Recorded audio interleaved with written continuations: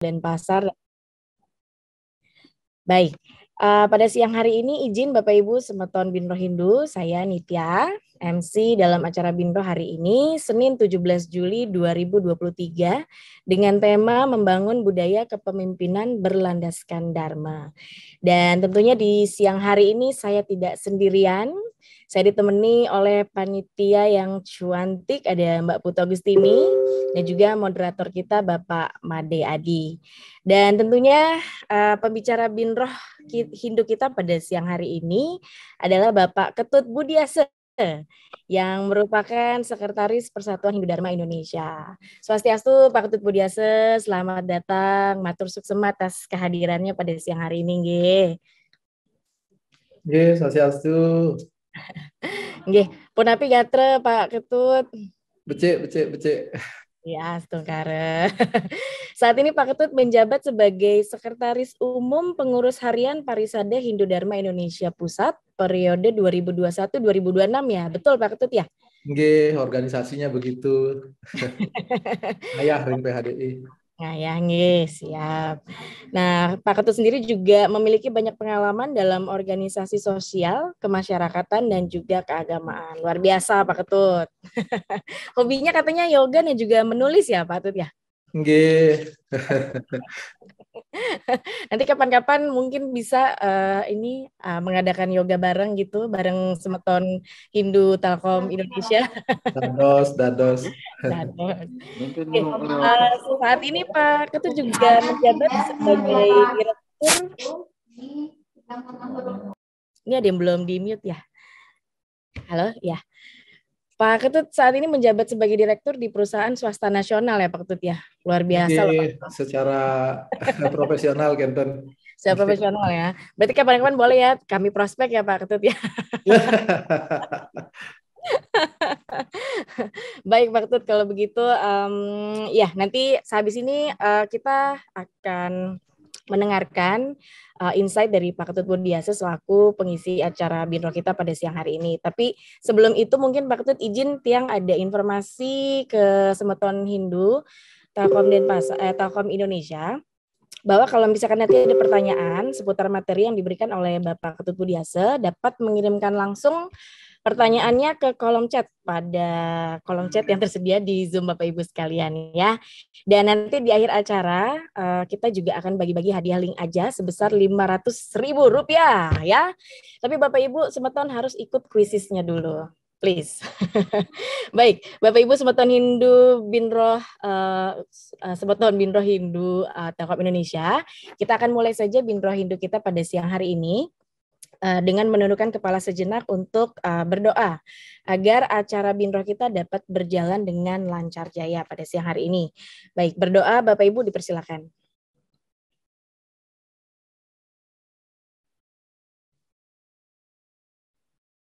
Berdoa selesai. Baik, kita akan mulai Binroh kita siang hari ini dengan tema membangun budaya kepemimpinan berlandaskan Dharma. Kita akan panggil moderator kita yang caem banget, Bapak Made Adi. Baik, Bapak Made Adi selaku moderator, waktu dan tempat kami persilahkan. Baik, mohon izin, terima kasih Mbok Ge Nitya. Tama Om Swastiastu, Rahajam Siang, Sarang Sami Rahayu. Selamat siang Pak Ketut Budi sebagai pembicara. Terima kasih atas waktunya. Izin Tiang sebagai moderator siang hari ini. Mungkin nanti pemaparan materi kira-kira 45 menit ya.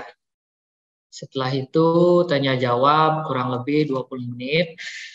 Nanti Bapak Ibu kalau misalnya di tengah pemaparan ada yang ingin ditanyakan, silahkan langsung di chat ya.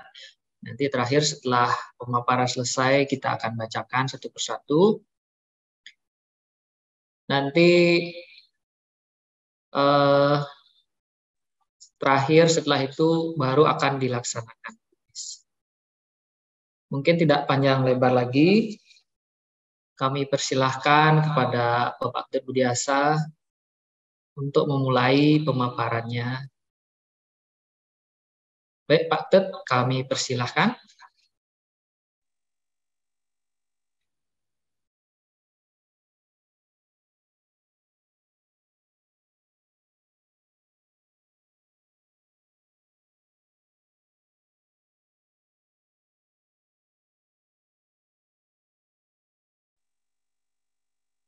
Om Swastiastu, Bapak Ibu semeton sami. Suara tiang kamu kedengaran nggih? Nggih, sampun Pak Tet, sampun jernih. Dengan sireun niki moderatornya ampura tadi terlewat. Tiang Made Adi, Pak Ketut. Oke, Pak Made Adi, Bapak Ibu sinamian. Sebelumnya tiang Nuna Sampurun niki karena waktu kita berbeda di tiang Riki WIB, Bapak Ibu Wita, jadi tiang keslip tadi dengan Ibu siapa namanya nggih yang Agustini. Ibu Agustini nggih. Beliau bilang jam 1, tiang pikir jam 2 Riki, ternyata jam 2 di Bali nih jam 1 di jam 2 di Bali nih jam 1 Riki kan? Tiang pikir jam 2, jadi tiang masih punya waktu 1 jam, jadi masih di luar kantor, ada acara meeting, jadi tiang terpaksa pinjam ruangan di tempat lain untuk niki, tapi mudah-mudahan tidak ada hambatan berarti Bapak Ibu sami Nunas Ampura atas ketidaknyamanannya, dan tiang untuk pertama kali pakai Apple, jadi juga kebingungan tadi share screen-nya bagaimana. Nggih, yang share screen dumun Bapak Ibu.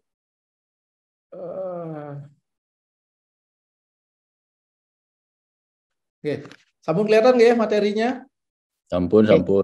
Sampun nggih Bapak Ibu, sekali lagi salam kenal dumun sinamian niki wenten berapa orang tadi? Sekitar 73 nggih.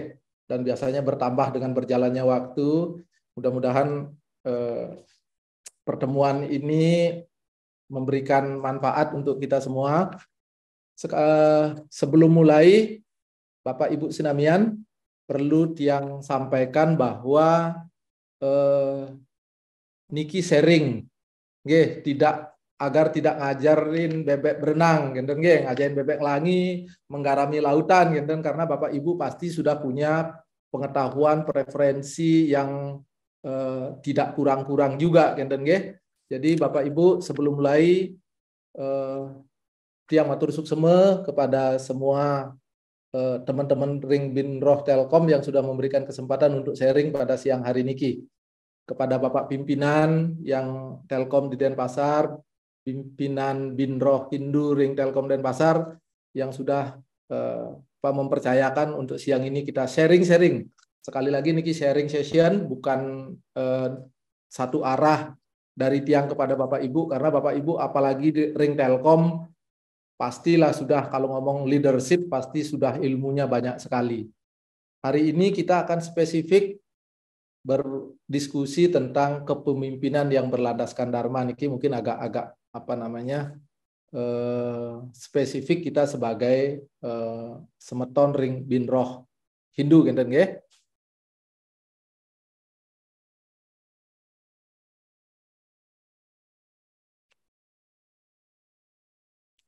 Nah, yang kok kesulitan ini nggak bisa next.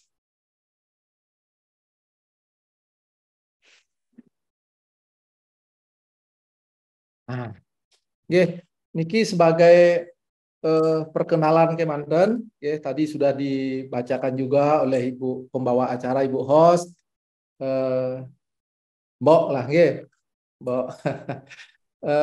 Tiang hanya niki sekilas manten, kebetulan tiang lama di dunia human resources atau human capital. Jadi sebelum sebagai direktur kepatuhan atau compliance, yang sekitar 10 tahun menggeluti dunia human capital. Jadi mudah-mudahan sharing kita hari ini tidak hanya dari perspektif Dharma, tapi juga dari perspektif kita sebagai corporate, karena tiang juga adalah praktisi di human capital di corporate. Mudah-mudahan bisa menyambung-nyambungkan antara tapi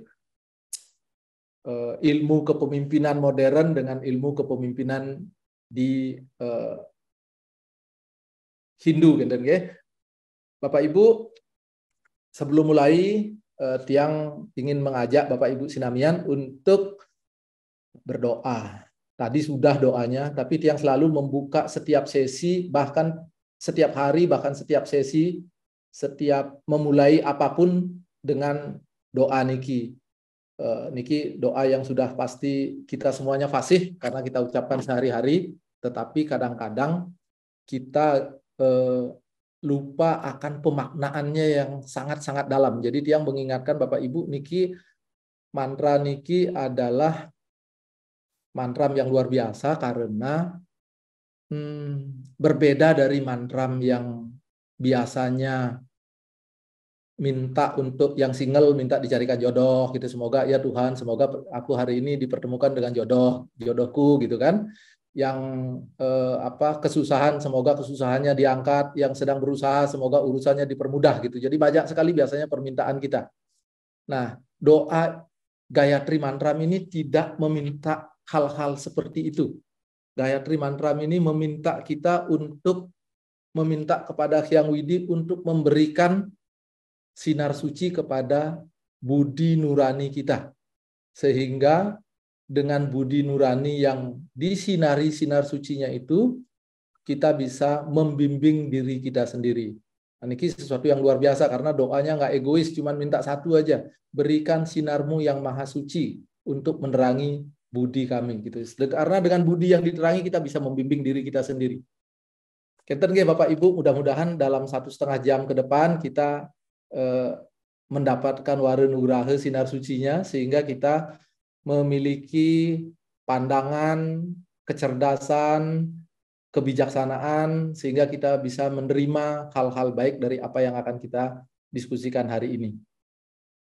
Bapak Ibu, karena kita berbicara tentang kepemimpinan berlandaskan Dharma, tentu acuan utamanya adalah Weda, karena Weda adalah sumber dari Dharma, bahkan sumber dari segala macam ilmu di dunia ini. Weda itu mengajarkan yang pertama Parawidya, itu adalah yang geser. Parawidya yaitu pengetahuan tingkat tinggi, yaitu pengetahuan tentang yang mutlak, yaitu tentang Brahman dan tentang Atman. Kemudian ada juga aparawidyanya, yaitu pengetahuan yang lebih rendah, yaitu pengetahuan tentang dunia. Nah, hari ini kita akan membahas dua-duanya. Karena sebagai manusia, Weda menyatakan manusia itu bukan hanya tubuh gitu ya, tapi dia adalah tubuh, kemudian ada intelek dan ada jiwa suci yang kita sebut Atman. Dan kita semuanya seperti itu. Tubuh fisik kita berbeda-beda, tapi pikiran, pengalaman, intelek kita juga berbeda-beda, tapi Atman kita sama. Begitu nggih katanya nggih? Kan Atman, Brahman, Aikyam gitu, dan dalam diri kita semuanya ada Atman gitu kan, nggih, Bapak Ibu. Nah, itulah yang membedakan nanti kepemimpinan berlandaskan Dharma ini. Karena kita akan melihat semua orang sebagai Atman. Selain sebagai profesional yang kita memiliki tim, memiliki anak buah, memiliki partner kerja, yang melihat mereka secara profesional berdasarkan job description-nya apa, kita akan melihat mereka sebagai manusia yang di dalamnya bersemayam Atman yang suci gitu ya. Karena kita semua adalah Atman, dan Atman adalah berintikan cinta kasih. Enten nggih? Karena setiap orang secara natural adalah perwujudan dari cinta kasih, dan cinta kasih akan menjadikan kita dapat melihat Tuhan dalam diri setiap orang. Ya, dalam Chandogya Upanishad, Bapak Ibu, disampaikan ada cahaya yang bersinar di luar semua hal di bumi, di luar kita semua, di luar langit, melampaui langit tertinggi, melampaui langit yang paling tinggi. Ini adalah cahaya yang bersinar di dalam hatimu, katanya. Itu kata Chandogya Upanishad. Dan apa itu yang bersinar itu? Itu adalah Atman. Atman yang sama yang ada dalam diri saya. dengan yang ada di dalam, siapa tadi namanya Mbak Host? Yang ada di dalam diri Pak Moderator, dalam diri kita semua. Nuna Samburut yang cepat sekali lupa kalau nama orang. Oke, jadi dalam diri kita semua ada zat yang sama, ada unsur yang sama, yaitu unsur ketuhanan, dan itu adalah salah satu pembeda dalam kita melihat setiap orang. Karena kita berbeda melihat setiap orang, maka akan mengalir juga berbeda dalam cara kepemimpinan kita. Karena kita akan berbicara tentang kepemimpinan yang berlandaskan dharma. Bapak Ibu, nah, pandangan bahwa dalam setiap makhluk ada percikan atau unsur ketuhanan membuat relasi antar manusia bahkan antar makhluk menjadi khas. Nah, inilah khasnya Hindu yang kita sebut dengan Vaisudewam Kutumbakam. Kita semua bersaudara. Bersaudaranya dalam apa? Dalam jiwa ya, dan dalam inti dari setiap makhluk yaitu Atman. Nah, ini juga sekali lagi seperti yang sudah sampaikan sebelumnya, ini juga akan mempengaruhi konsep kepemimpinan. Keten nggih, Bapak Ibu, kita cepat manten. Leadership atau kepemimpinan adalah suatu seni mempengaruhi orang lain melalui proses komunikasi dengan tujuan mencapai sasaran organisasi yang telah ditetapkan. Nah, ini pastilah Bapak Ibu pasti sudah sangat-sangat familiar dengan Niki, jadi Niki tidak akan tiang bahas. Nah, cuman kalau kepemimpinan berlandaskan dharma kemudian adalah berarti penerapan nilai-nilai dan prinsip-prinsip dharma dalam kepemimpinan. Oke, karena tema yang diminta hari ini adalah kepemimpinan berlandaskan dharma, berarti kita harus membawa dharma dalam keyakinan kita itu dalam proses kita berkepemimpinan. Bukan hanya dalam proses kepemimpinan, dalam kehidupan sehari-hari, mau makan, mau minum, mau pacaran, mau apa aja, landasan hidup kita tentu adalah dharma sebagai seorang Hindu. Nah, Bapak Ibu, dimensi kepemimpinan juga yang lewatin manten. Karena Niki pasti Bapak Ibu sudah sangat familiar juga apalagi di BUMN gitu yang tahu materi-materi trainingnya sangat-sangat luar biasa. Jadi pasti dimensi kepemimpinan ini juga Bapak Ibu sudah sangat familiar.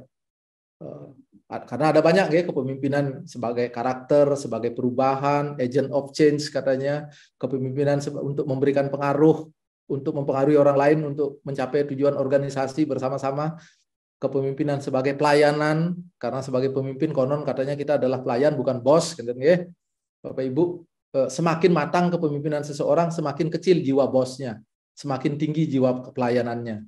Jadi pada akhir sesi ini nanti kita akan mengukur diri kita, mudah-mudahan Bapak Ibu, saya ini masih ngerasa bos apa sebagai pelayan gitu. Semakin kita merasa sebagai pelayan, semakin tinggi artinya jiwa kepemimpinan kita. Semakin kita merasa sebagai bos, maka semakin rendah kualitas kepemimpinan kita. Nah, kepemimpinan juga sebagai pengembangan, karena sebagai pemimpin kita diharapkan untuk mengembangkan anak buah, mengembangkan tim sedemikian rupa semua tim dapat berkembang, dapat sukses, dapat perform, dapat mendeliver apa yang diharapkan oleh organisasi. Nah, Niki yang mungkin sudah mulai agak nyerempet ke jalur dharma, kenten ya Bapak Ibu, yang cepat manten nanti agar diskusinya bisa diperpanjang. Hal yang paling penting dari kepemimpinan itu adalah kepercayaan. Niki berlaku di korporat, berlaku juga di masyarakat, baik ketua RT, ketua RW, kelian banjar, kelian adat, pasti yang pertama dari kepemimpinan itu adalah kepercayaan. Semakin kita, kalau sama seperti kepemimpinan di keluarga, kalau Bapak Ibu yang sudah menikah, kalau punya anak, kalau anaknya ada masalah, kepada siapa dia mengadu? Kalau dia mengadunya kepada orang tua, berarti orang tuanya sukses sebagai kepala rumah tangga, sebagai pimpinan di keluarga. Tapi kalau anaknya ngadunya ke tetangga atau ke temannya, wah itu berarti ada masalah. Kita juga begitu sebagai pemimpin di korporat. Kalau kita punya tim kita bermasalah, dia mengadunya kepada siapa? Kalau dia melakukan kesalahan, dia datang kepada kita untuk bilang, Pak, mohon maaf saya salah gitu. Itu membutuhkan trust itu, bahwa kalau saya datang, saya diberikan solusi, bukan dimarah-marahin, dimaki-maki gitu. Oke, Bapak Ibu, jadi kepercayaan adalah hal yang menjadi inti utama pondasi dari kepemimpinan. Yang lainnya ada integritas, kompetensi, konsistensi, kesetiaan, keterbukaan, di mana semuanya itu ujungnya nanti adalah membangun trust itu. Kalau kita dilihat oleh tim kita memiliki integritas, integritasnya kejujuran, ada atau tidak ada orang lain, tindakan kita sama. Kalau ada yang ngawasin kita baru melakukan itu, tidak ada yang ngawasin kita tidak melakukan itu, ya itu artinya integritasnya kurang. Oke, karena kita di corporate nih, sama-sama sebagai karyawan, dia juga sedang berbicara bukan sebagai sekretaris umum PHDI, tapi sebagai sebagai karyawan juga, sama seperti Bapak Ibu yang bekerja, yang meniti karir di sebuah perusahaan yang punya tim, yang Bapak Ibu kalau di BUMN timnya rasanya besar-besar. Kalau tiang di dunia perusahaan nasional, karyawan total maksimum hanya 1.000 orang, jadi maksimum punya tim itu 20, 30. Oke, jadi kalau di BUMN pasti yang jadi kepala divisi itu timnya bisa ratusan, gitu kan? Jadi kita perlu integritas dari diri kita sendiri dan dari tim kita. Kemudian kompetensi pastilah kita kerja membutuhkan kompetensi, oleh karena itu ada training, pelatihan, skill apa segala macam. Nah, konsistensi, konsisten nggak kita melakukan, kemarin kita mengatakan apa, hari ini kita mengatakan apa, besok kita mengatakan apa, dan seterusnya. Apakah kita konsisten? Konsisten itu keberlanjutan, kesetiaan, loyalitas. Nah, loyalitas niki bukan hanya tim kepada kita, tapi kita juga kepada tim. Bahkan lebih besar kita sebagai, kalau leader ya, karena kita berbicara kepemimpinan, lebih besar kita harus memberikan loyalitas kepada tim kita daripada tim kita memberikan loyalitas kepada kita. Itulah ciri kepemimpinan. Kita yang harus loyal kepada tim kita. Karena kapasitas kita lebih besar, maka kita bisa memberikan, diharapkan bisa memberikan yang lebih banyak, termasuk dalam hal kesetiaan dan loyalitas ini. Kemudian keterbukaan, kesediaan berbagi dan menerima informasi. Niki cepat manten. Berikutnya, nah baru kita masuk ke kepemimpinan berlandaskan Dharma. Niki karena kita sebagai orang Hindu sangat diharapkan Bapak Ibu semeton memiliki ciri khas sebagai seorang pemimpin yang beragama Hindu. Kenapa? Karena Bapak Ibu memiliki landasan spesifik yaitu Dharma. Nah, Dharma ini Bapak Ibu agak semeton sami, agak berat niki. Tadi disebutkan Parisade majelis kita di mana tiang jadi sekretaris umum, namanya Parisade Hindu Dharma Indonesia, ada kata dharmanya. Agama kita juga disebut namanya agama Hindu Dharma gitu. Jadi ada dharmanya. Tujuan hidup kita katanya moksartam jagadita yaca iti dharma, ada dharmanya juga. Nah, Bapak Ibu ternyata dharma ini juga adalah kata pertama dalam sloka pertama Bhagavad Gita. Oke. Bapak Ibu pasti banyak yang hafal dengan sloka pertama Bhagavad Gita, nggih. Dharma ksetre kuru setre sama weda yuyut sawah mamakah pandawas caiwa kim akurwata sanjaya gitu, nggih. Jadi Dharma ksetre kuru setre katanya. Jadi kata pertama, sloka pertama Bhagavad Gita itu diawali dengan kata Dharma. Dan di dalam seluruh sloka Bhagavad Gita itu ada sekitar 22 kata Dharma dalam berbagai konteks. Bisa artinya kebenaran, bisa artinya jalan hidup, bisa artinya kewajiban. Oke, Bapak Ibu. Nah, jadi kita akan membahas bagaimana konsep kepemimpinan Hindu yang berlandaskan Dharma.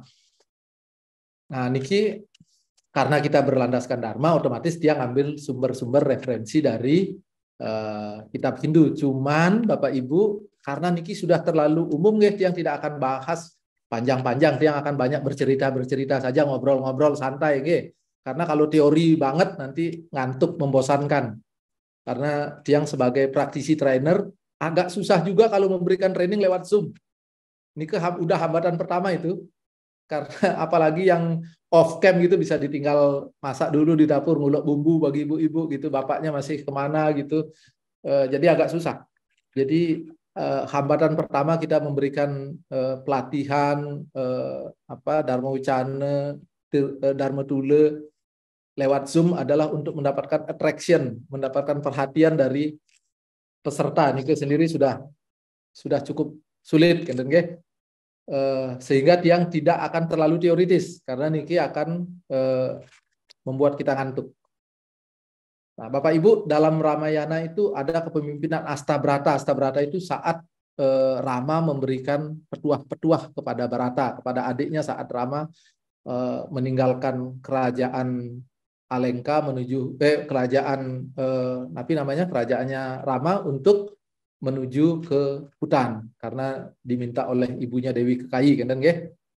Nah, ketika Rama disusul oleh adiknya saat itu dia memberikan wejangan-wejangan. Nah, wejangan itulah yang dimuat dalam Astabrata.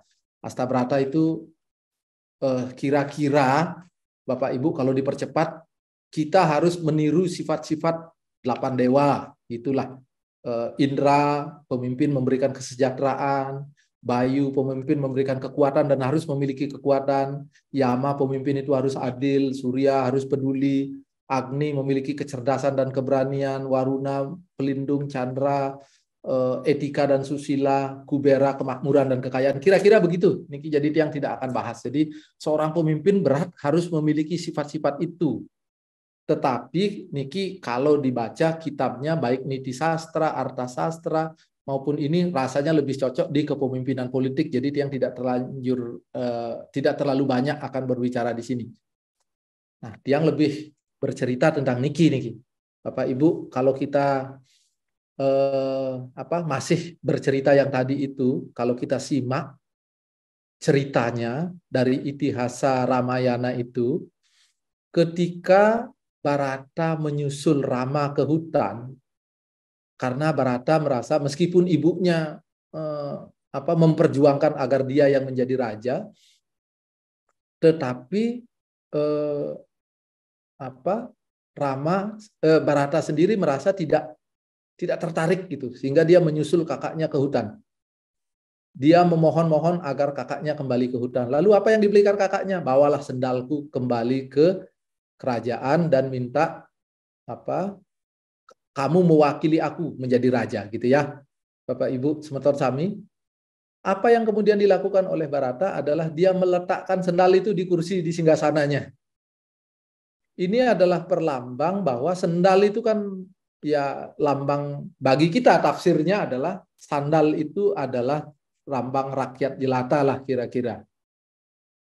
Jadi kepemimpinan itu adalah meletakkan tim kita, meletakkan kalau kita kepemimpinan politik gubernur, bupati, presiden itu berarti meletakkan rakyat di singgasana gitu, kepentingan mereka lah yang harus utama. Kalau kita sebagai pimpinan di korporat, maka kepentingan tim, kepentingan perusahaan kita lah yang harus menjadi pertimbangan utama. Itulah yang harus ada di singgasana. Itulah yang harus ada di top of mind kita, yang ada yang akan melatar belakangi seluruh keputusan yang kita ambil. Kira-kira filosofinya begitu, karena yang ditaruh di singgasana itu adalah sendal gitu.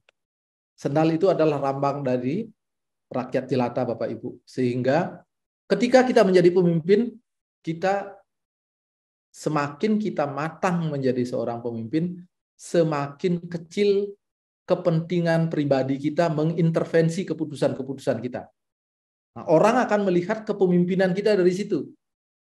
Ada nggak variabel kepentingan pribadi dalam keputusan yang kita ambil? Kalau ada keputusan pribadi yang melatar belakangi keputusan kita, orang akan menilai kepemimpinan, kualitas kepemimpinan kita rendah. Tapi semakin kepemimpinan kita berorientasi kepada organisasi, kepada tim, maka kepemimpinan kita semakin matang. Orang akan semakin memberikan trust kepada kita tadi yang menjadi fundamental dari seluruh proses kepemimpinan. Tadi Itihasa Ramayana, sekarang Itihasa Mahabharata, sekali lagi karena berlandaskan Dharma, yang ambil konsep-konsepnya, latar belakangnya dari ajaran-ajaran Hindu, Bapak Ibu.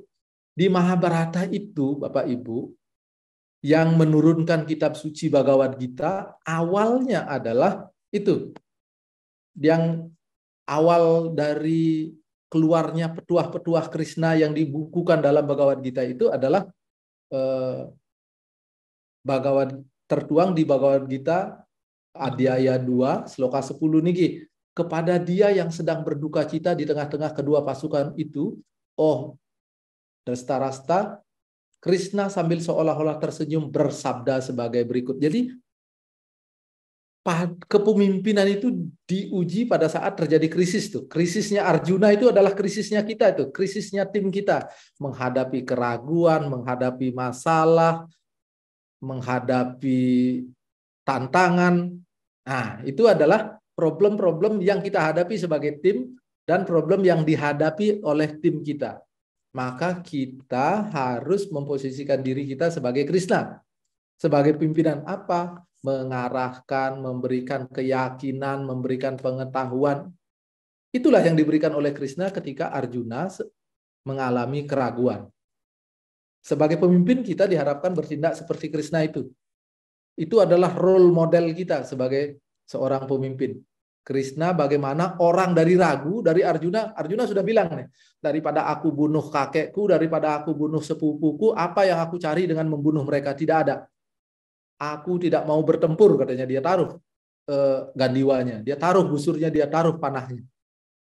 Kita juga sebagai pimpinan kadang-kadang menghadapi yang seperti itu, menghadapi anak buah, menghadapi tim yang sudah frustasi karena 2 kali gagal, menghadapi tim yang sudah patah arang karena merasa tidak mampu, menghadapi tim yang 2 kali evaluasi kinerja mendapatkan nilai C atau nilai D, gitulah kira-kira. Saya nggak tahu kalau di Telkom evaluasi kinerjanya, grade-nya apa, tapi itu adalah situasi yang kita hadapi sehari-hari sebagai seorang leader, sebagai seorang pimpinan.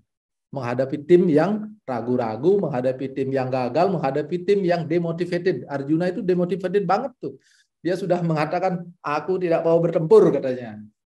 Ya, pilihan kita apa kalau kita sebagai leader seperti itu? Ya sudah, itu pintunya, silahkan keluar, mengundurkan diri, masih banyak yang menunggu ngelamar di Telkom. Apakah seperti itu, ataukah kita berusaha untuk melihat dia sebagai jiwa yang suci, melihat dia sebagai orang yang bisa dikembangkan, melihat bahwa dia sudah diterima di Telkom, dia punya keluarga, dia punya anak, dia punya istri, atau dia punya suami yang menjadi tanggungan dia.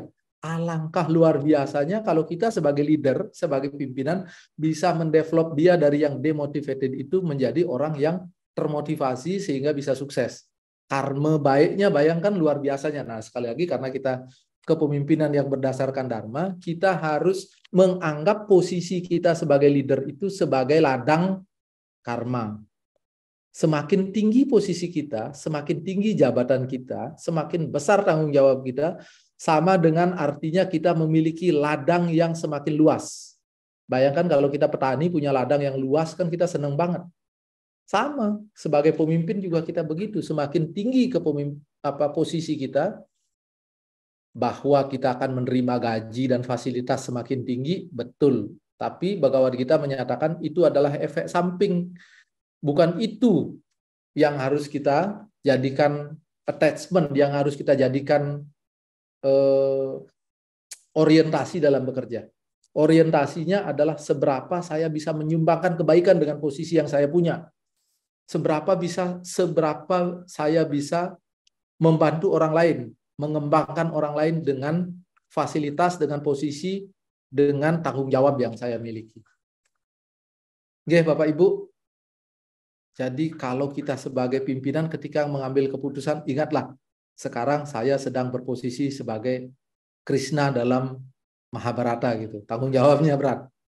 Oke. Niki Bhagavad Gita juga untuk yang kutipkan niki untuk memberikan insight bahwa seorang pemimpin itu harus memiliki pandangan bahwa dia melakukan kegiatannya, keputusan-keputusannya, menggunakan jabatannya untuk pemeliharaan dunia. Nah, ini kalau pemimpin tingkat nasional, bupati, pemimpin politik lah ya. Kalau kita sebagai pemimpin di korporat siapa? Pemeliharaan siapa? Pemeliharaan perusahaan kita bekerja, pemeliharaan tim kita, pemeliharaan keluarga kita. Dunia kecil-kecilnya mereka. Karena kita semuanya dunia. Saya memiliki dunia kecil saya sebagai seorang kepala keluarga. Kita semuanya begitu. Makanya disebut buana agung, buana alit gitu kan. Buana yang paling alit itu ya diri kita lah. Sehingga apapun posisi kita, jabatan kita, harus selalu kita ingat membawa spiritualitas dalam diri kita bahwa jabatan ini, posisi ini, wewenang ini ada aspek pemeliharaan dunia di situ. Ada aspek yang disebut sebagai loka samgraham di situ. Loka samgraha itu pemeliharaan dunia ya. Jadi bayangkan Bapak Ibu, kalau orang posisinya tinggi dan salah mengambil keputusan, misalnya presiden gitu, Presiden Jokowi gitu, salah mengambil keputusan, 260 juta rakyat terdampak gitu. Tapi berlaku sebaliknya, Rubinede kalau keputusannya benar, 260 juta rakyat akan mendapatkan manfaatnya. Itu aspek pemeliharaan dunianya luar biasa. Kalau ibu-ibu sebagai supervisor, Bapak Ibu sebagai supervisor punya 2 anak buah, ya keputusannya bisa mempengaruhi hidup 2 anak buahnya itu, 2 timnya itu. Kalau punya 100 tim berarti keputusannya bisa mempengaruhi 100 tim itu, dan bahkan keputusan itu bisa berpengaruh pada organisasi. Kalau Telkom karyawannya berapa kira-kira seluruh Indonesia? Bayangkan pimpinan Telkom di Jakarta gitu membuat keputusan bisa berpengaruh terhadap ratusan ribu karyawannya, plus keluarganya bisa jutaan malah. Kalau punya anak 4, bahkan ada yang punya anak 8, istrinya 4 gitu.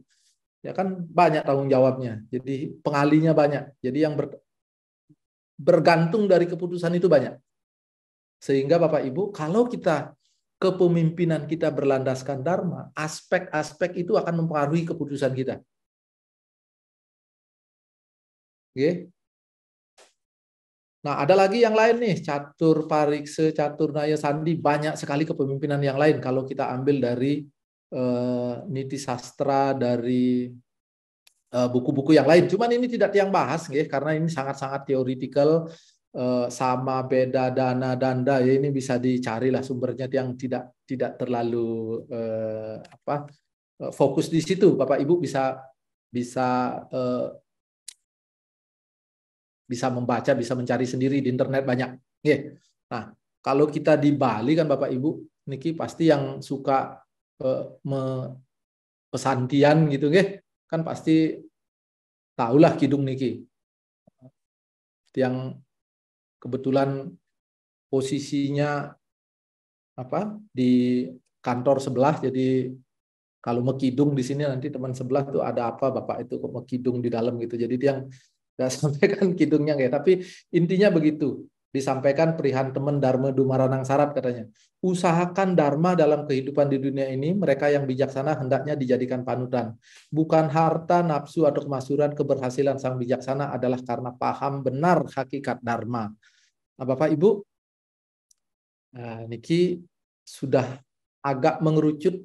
Nanti setelah niki kita akan membahas yang spesifik apa sih yang kita bawa dalam keseharian kita sebagai seorang pemimpin yang beragama Hindu sehingga membawa dharma dalam kepemimpinan kita.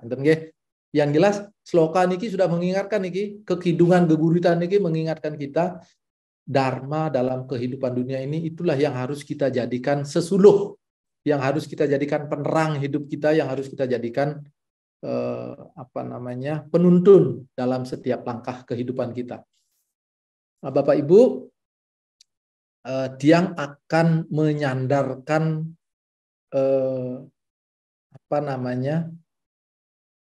kepemimpinan dharma itu dari Manawa Dharma Sastra,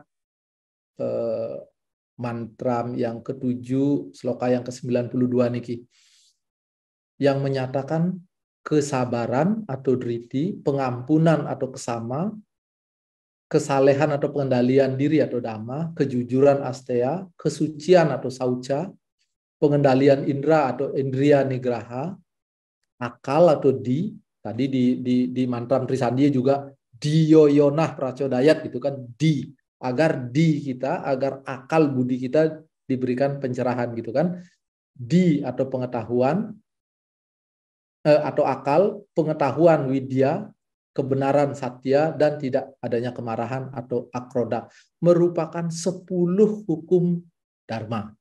Nah, jadi kalau kita Bapak Ibu mau menjadi pemimpin yang berlandaskan dharma, maka 10 sikap itu harus menyertai kepemimpinan kita.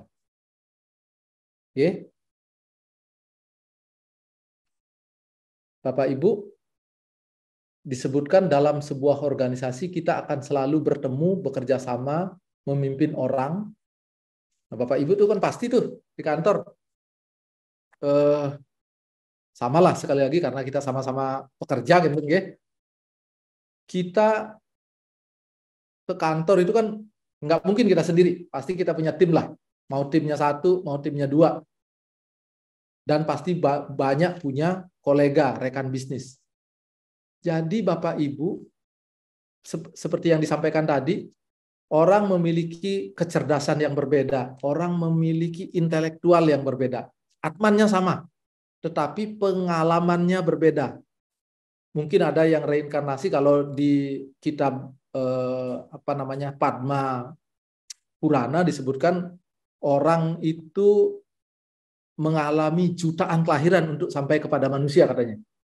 Ada 8.400.000 jenis kehidupan di dunia ini menurut kitab Padma Purana.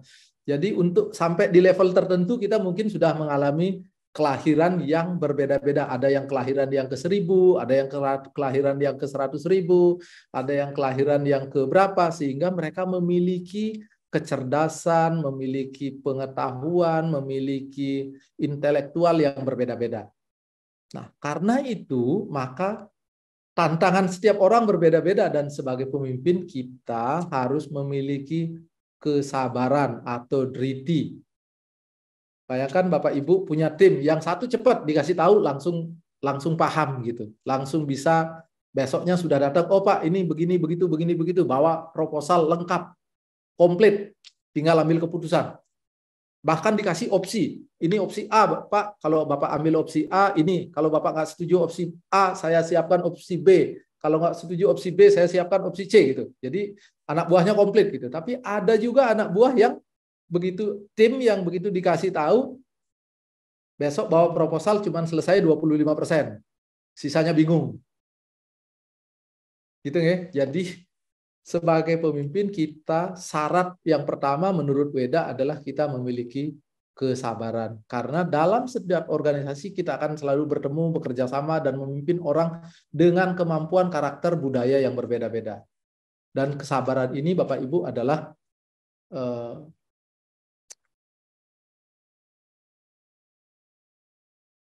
cerminan dari kesadaran kita. Semakin tinggi kesadaran kita, maka semakin tinggi kesabaran kita. Nah, antara kesadaran dan kesabaran itu cuman bedanya D dengan B itu. Dan itu saling mempengaruhi. Semakin tinggi kesadaran kita, makin semakin tinggi kesabaran kita. Nah, kalau di Mahabharata, orang yang paling sabar itu siapa? Yudhistira, ya, yang disebut Dharma Wangsa. Nah, ada kalau di Bali disebut, di Indonesia disebut Dharma Wangsa. Ada kata dharmanya juga di situ karena dia dharma katanya, kalau di Bali orang dharma itu orang polos gitu kan. Ya kita pemimpin polos ya polos, tapi lengkap itu. Selain polos juga tadi ada akal, ada ada kebijaksanaan, ada pengetahuan, widya gitu kan. Jadi bayangkan Yudhistira kalau tidak sabar ketika dia menjalani pembuangan 12 tahun di hutan plus 1 tahun masa menyamar, Bima itu udah tiap hari bilang ke dia, ngapain sih kita dibuang-buang di hutan seperti ini? Ayolah perang aja lah sudah, perang sajalah sudah. Arjuna juga bilang begitu. Jadi kesatria-kesatria ini udah minta perang tiap hari. Yudhistira lah sebagai kuncen dharma yang selalu bilang sabar. Nah itu kalau Pak Gede Prame, Pak Guru Gede Prame kan diparodikan begitu. Sabar, gitu ya. Jadi kesabaran itu adalah karakter utama seorang pemimpin. Bayangkan Bapak Ibu, kita sekarang nih zaman media sosial terutama nih, kalau Bapak Ibu jadi pimpinan di organisasi, di corporate masih lebih mending, tapi bayangkan kalau kepemimpinan politik, jadi bupati, jadi gubernur, jadi presiden. Presiden Jokowi lulusan UGM gitu, ijazahnya dipertanyakan, bapak ibunya dipertanyakan, tuh kalau nggak sabar, punya pasukan, punya TNI, menjadi panglima tertinggi Tentara Nasional Indonesia, bisa memerintahkan Kapolri, habis semua itu. Orang-orang yang memfitnah itu. Nah, disitulah kematangan seorang pemimpin, dia sabar. Dia tidak menggunakan kekuatannya, kekuasaannya untuk melakukan hal-hal yang tidak benar, yang balas dendam, yang bertentangan dengan dharma. Jadi Bapak Ibu, jadi yang pertama dari kepemimpinan Hindu yang diharapkan dari kepemimpinan kita adalah sebagai orang Hindu adalah kesabaran. Dan kesabaran itu, Bapak Ibu pernah nggak ngambil keputusan dalam keadaan marah? Biasanya keputusan yang diambil dalam keadaan marah akan kita sesali. Udah putus sajalah hari ini gitu bagi yang pacaran ya. Besoknya minta balikan gitu. Karena pada saat marah itu ya keputusannya begitu. Keputusan jarak antara pengetahuan dengan action kita menjadi pendek sehingga jembatannya runtuh. Sehingga keputusannya menjadi keputusan yang tergesa-gesa. Dan itu biasanya kita sesali. Biasanya begitu marahnya reda, yang muncul ada penyesalan. Tadi membentak, dengan anak aja kita di rumah lah, begitu marah, biasanya agak membentak sedikit, meninggi suaranya, begitu marahnya hilang, biasanya itu menjadi sesuatu yang kita sesali. Nyesel tadi marah gitu, akhirnya minta maaf kepada anaknya. Bagus juga kalau minta maaf, kadang-kadang nggak minta maaf karena egonya gede gitu kan. Nah, kesabaran itu adalah sesuatu yang utama kita sebagai pemimpin, Bapak Ibu. Jadi ciri pertama dari kepemimpinan yang berlandaskan dharma adalah adanya kesabaran. Dan itu penting. Jadi ini bisa kita implementasikan Bapak Ibu di kehidupan kita sehari-hari di kantor. Belajar sabar itu memang nggak ada pilnya itu, minum ini langsung sabar gitu, nggak ada. Itu memang dilatih ya. Jadi tapi setidaknya kita memahami bahwa saya sebagai pemimpin yang berlandaskan dharma, berkarakter dharma, harus mengutamakan kesabaran. Yang kedua adalah pengampunan, katanya Atuk Sama.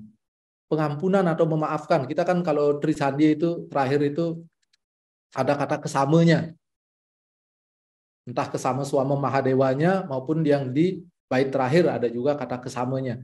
Kesama itu minta maaf, minta pengampunan atas kekurangan kita.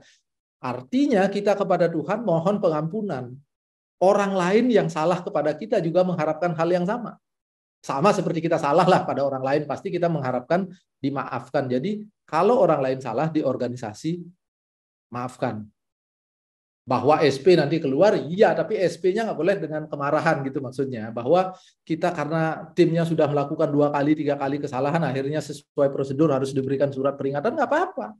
Tapi itu tidak berlandaskan kemarahan. Kita mengampuni kesalahannya, tetapi proses administrasinya dijalankan sesuai SOP. Bukan berarti karena kemarin ada training katanya orang salah dimaafkan, terus SP-nya nggak usah keluar ya. Enggak juga gitu kan. Tetapi pengampunan, kemaafan ini adalah dalam rangka membersihkan hati kita agar tidak menjadi gandolan. Kalau sekarang kita bertemu orang yang bersalah kepada kita, dendamnya kita pelihara, besok ketemu nggak enak, 2 hari lagi ketemu nggak enak, bertahun-tahun nggak enak.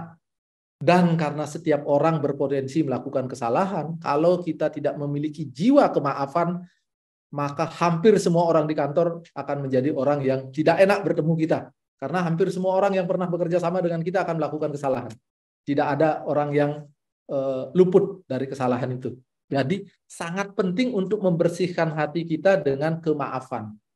Dengan kesama atau pengampunan. Maafkan aja. Sama kalau kita salah juga kita menginginkan dimaafkan kok oleh orang lain. Jadi kalau ada orang lain tim kita melakukan kesalahan, maafkan. Bhagavad Gita juga bilang begitu.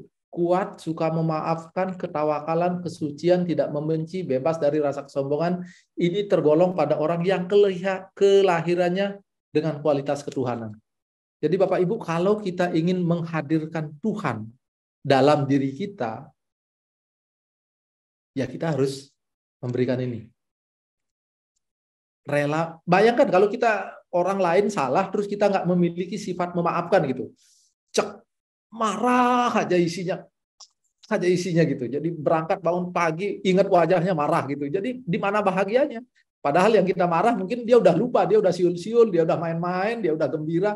Kita yang marah ini masih digandoli dengan itu, dan itu mengurangi kualitas hidup kita. Ya, kalau kita sebagai pemimpin, ya semakin banyak problem, semakin banyak masalah yang kita hadapi, harus semakin lapang hati kita untuk memaafkan, untuk memberikan pengampunan. Kenampura Pak Ketut untuk waktunya 10 menit lagi nih. Oh, oke. Jadi niki yang percepat aja kalau kenten nggih. Ada pengendalian diri atau dhamma.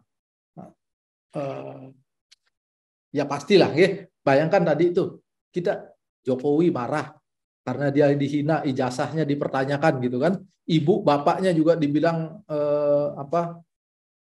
secara tidak patut gitu, bahkan diragukan siapa bapaknya, siapa ibunya gitu.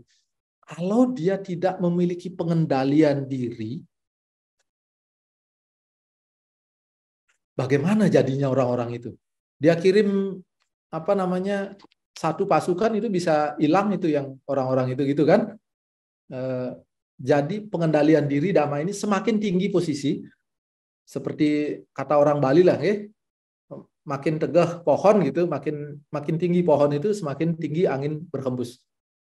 Dan karena itu membutuhkan akar yang lebih kuat agar dia tidak roboh, membutuhkan pengendalian diri yang lebih tinggi juga gitu. Bapak Ibu yang posisinya baru level lead gitu, punya tim 2 orang atau 3 orang, ya berarti 2 orang 3 orang itu adalah beban yang harus dia develop. Itu membutuhkan pengendalian diri di level itu. Tapi bayangkan kalau menjadi VP, bayangkan menjadi President Director gitu, betapa tingginya godaannya, goncangannya, betapa besarnya pengendalian diri yang dibutuhkan di posisi itu.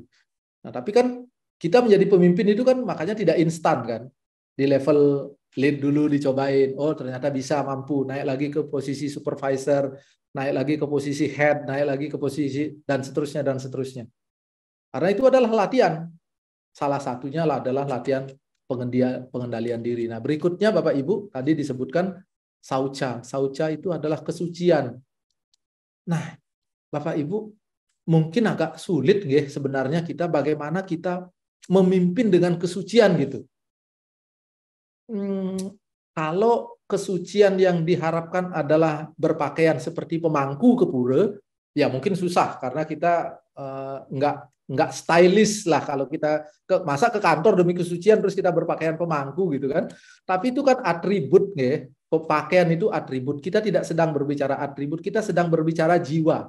Kita sedang berbicara pikiran, ucapan, perbuatan. Dan itu sangat-sangat bisa Bapak Ibu. Sangat bisa. Prakteknya yang bisa sharing dengan Bapak Ibu adalah game changers-nya adalah Bapak Ibu. Usahakan setiap pagi berdoa Gayatri Mantram, mau 1 kali, mau 3 kali, mau 9 kali, mau 108 kali, terserah. Tapi ucapkan itu dengan penuh kesadaran. Dengan dingertiin gitu, bukan Om Burbuah Swatat Sawitur. Karena dia punya juga teman kalau buru-buru itu, dia ibaratnya orang balapan gitu, Om Burbuah Swatat Sawitur, Warenem Bargadewa Sedema Iduna Procedayat. Yang penting udah tancipin dulu, udah berangkat gitu. Menurut yang itu kurang lah getarannya. Sampaikan doa Gayatri Mantram itu dengan getaran. Sehingga jiwa kita bergetar, sehingga hati kita tergetar. Dengan ketulusan hati benar-benar memohon agar Hyang Widi memberikan sinarnya yang maha suci pada budi nurani kita. Dengan itu Bapak Ibu, kita benar-benar bisa membawa kesucian itu dalam hidup kita. Mau ke kantor, mau main, mau ngapain, mau ke Banjar, mau kemanapun, kesucian itu menyertai kita. Karena memang itu yang kita minta kepada semesta. Memang itu yang kita minta kepada Hyang Widi. Dan semesta ini frekuensinya adalah lengkap. Kalau kita ini kan ruangan gini kosong nih, tapi coba taruh radio, nyalakan radio dangdut gitu, cari radio yang muter dangdut ya kedengeran dangdut gitu kan. Kalau yang diputer frekuensi radio yang lagunya jazz ya jazz, yang berita-berita. Artinya frekuensi apapun ada di ruang ini. Tinggal kita men-setting frekuensi kita di mana. Kalau kita pagi-pagi men-setting diri kita, hidup kita, pikiran kita, frekuensi kita di frekuensi kesucian, maka kesucian itulah yang akan membimbing hidup kita. Termasuk dalam hal kepemimpinan kita. Bayangkan Bapak Ibu, pemimpin yang tidak memiliki kesucian, ucapannya tidak suci, pikirannya tidak suci, perkataannya tidak suci, dia tidak akan memiliki integritas yang tadi.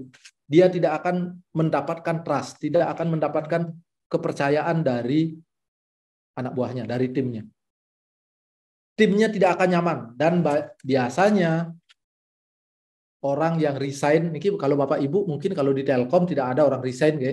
Karena BUMN besar, nyaman, benefitnya lumayan, dambaan semua orang untuk bekerja di sana, rasanya jarang yang resign gitu. Tapi kalau di kepemimpinan swasta, salah sedikit memanage resign. Yang baru 2 minggu yang lalu kehilangan salah satu orang direksi kita yang sangat luar biasa sebenarnya, tapi karena suka marah, suka nge-push orang dengan cara yang tidak proper, ucapannya menyakitkan lah gitu, ya. Banyak anak buahnya resign, akhirnya dia ikutan resign gitu. Jadi runtuh satu struktur kepemimpinan gitu. Oke, Bapak Ibu, mudah-mudahan kita bisa membawa kesucian ini dalam keseharian kita, termasuk dalam proses kepemimpinan kita. Karena bayangkan Bapak Ibu kalau punya tim, Bapak Ibu tuh ngomongnya manis, enak, meskipun marah tapi tetap proporsional. Panggil, kamu tahu hal ini sudah kita bicarakan 2 kali, kamu tahu saya kecewa dengan ini, nah gitu. Jadi tidak ada kata-kata abuse, tidak ada kata-kata yang menyakitkan, apalagi yang melanggar hak asasi orang gitu, melukai hatinya orang gitu, ya.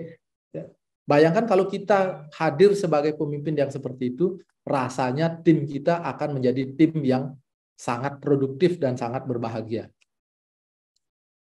Bapak Ibu, berikutnya pengendalian indria niki pastilah nggih, tangan, kulit, apalagi zaman sekarang Bapak Ibu berhadapan dengan generasi milenial, terutama Bapak Ibu yang jadi pemimpin di usia 40 ke atas, punya tim yang usia 20-an.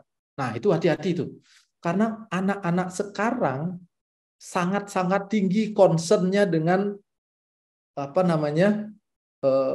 ucapan, dengan sentuhan fisik, maksud kita nepuk gitu, tapi bagi mereka kadang-kadang yang dia bilang tubuhku adalah milikku gitu. Itu benar-benar kita sangat-sangat perlu sangat-sangat berhati-hati dengan pengendalian indria ini. Dia punya pengalaman di kantor sampai mengeluarkan surat edaran agar semua orang berhati-hati dengan sentuhan fisiknya gitu, karena generasi umur 45 ke atas dengan generasi yang baru-baru ini, kontak fisiknya itu memiliki preferensi yang sangat berbeda.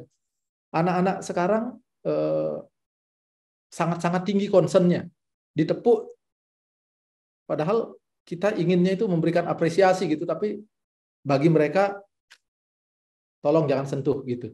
Nah, apalagi yang di luar Bali nih, kalau di Bali mungkin tidak terlalu seperti itu. Bagi yang di luar Bali itu sangat-sangat tinggi hal seperti itu, sehingga kita harus sangat-sangat aware dengan hal itu, pengendalian indria. Tentu yang lain ya, kalau mengendalikan mata itu sudah jamak lah, ya, mengendalikan mulut, mengendalikan mata, mengendalikan yang lain-lain. Tapi concernnya utamanya kira-kira nih, hati-hati Bapak Ibu sebagai pemimpin di organisasi. Kemudian akal di Bapak Ibu, ini gambarnya adalah gambar kancil dan buaya. Pasti semua tahu kisahnya.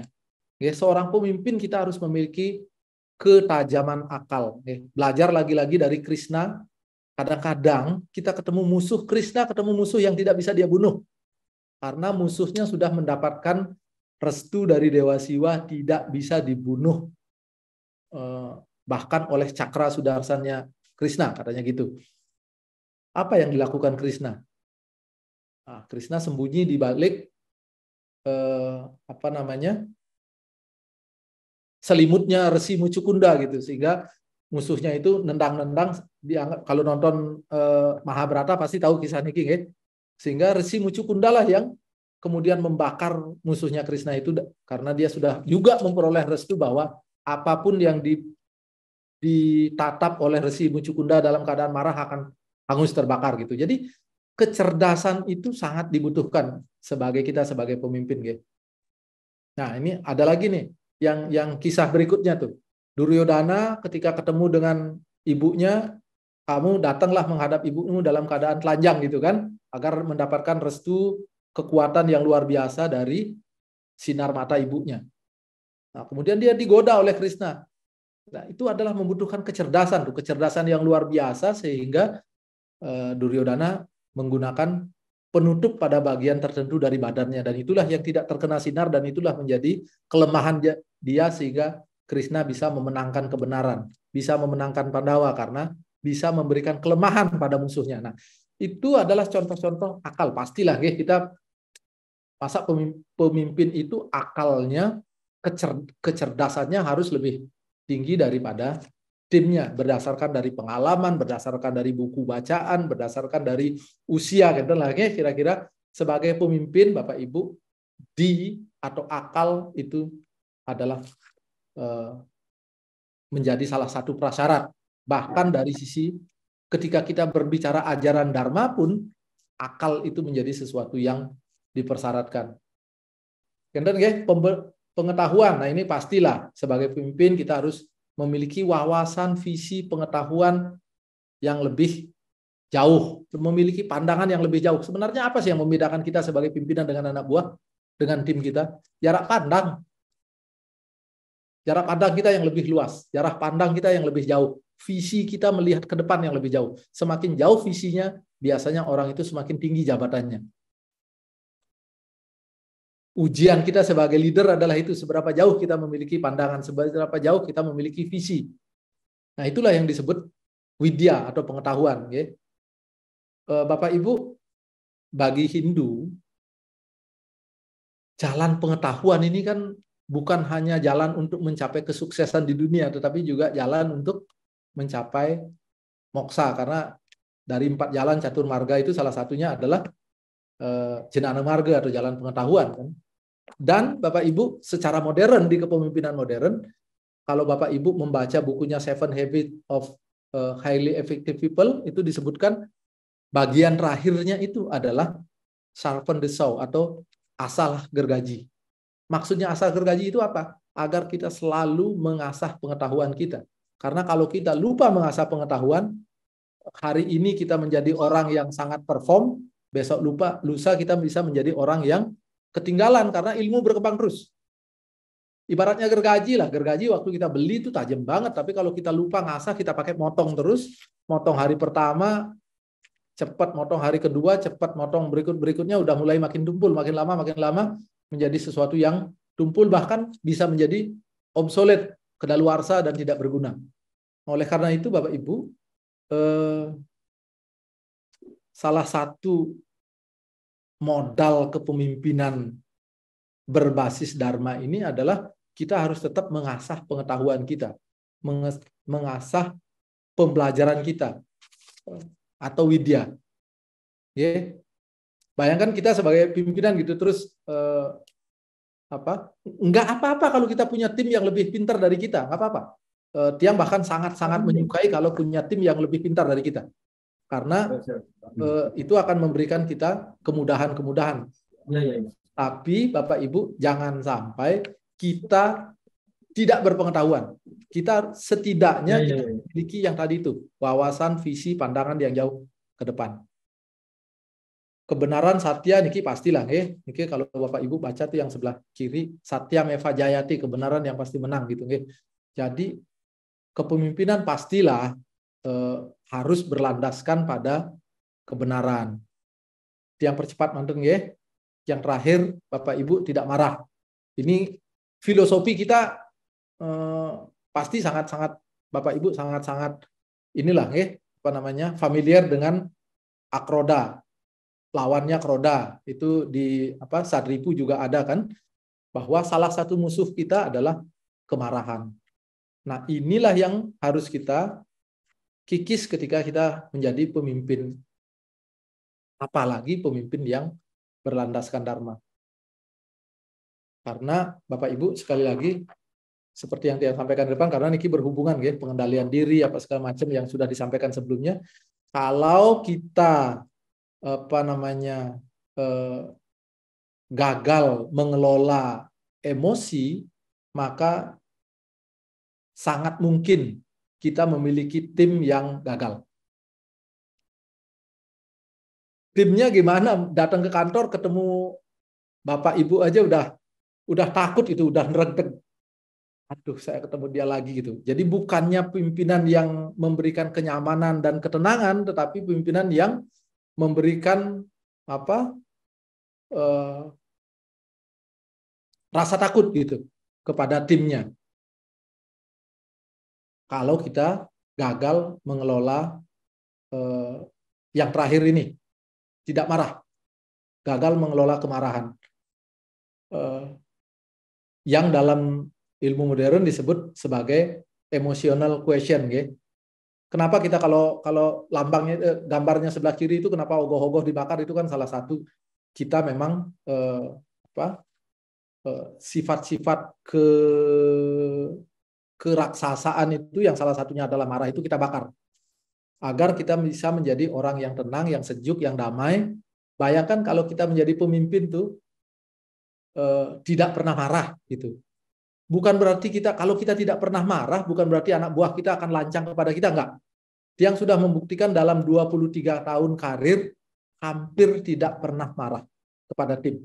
Dan itu tidak menghilangkan respeknya mereka, sama sekali tidak. Bahkan tim akan jauh lebih produktif, lebih respect, lebih solid kalau kita tidak pernah marah.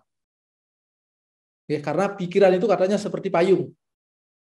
Seperti orang terjun payung itu. Pikiran itu seperti parasut. Kalau dia dibiarkan berkembang, maka dia akan berguna. Kalau dia tidak dibiarkan berkembang, maka dia tidak ada gunanya. Nah, orang yang ditekan dengan kemarahan cenderung tidak bisa menggunakan pikirannya secara produktif. Udah takut duluan, udah tertekan duluan gitu. Jadi pikirannya tidak berkembang, sehingga ide-ide cerdasnya, ide-ide cemerlangnya, inovasinya otomatis tidak ada. Karena kita berhadapan dengan kompetisi bisnis yang semakin tinggi, maka kita membutuhkan orang-orang yang sangat produktif, sangat inovatif, sangat-sangat cerdas menggali inovasi-inovasi baru, temuan-temuan baru, cara-cara baru. Nah, kalau kita gagal mengendalikan emosi, tiap hari ketemu anak buah bawaannya marah, maka anak buah kita datang ke kantor hanya untuk menghindari kemarahan kita, bukan untuk mencari ide baru, bukan untuk mencari gagasan-gagasan baru, inovasi-inovasi.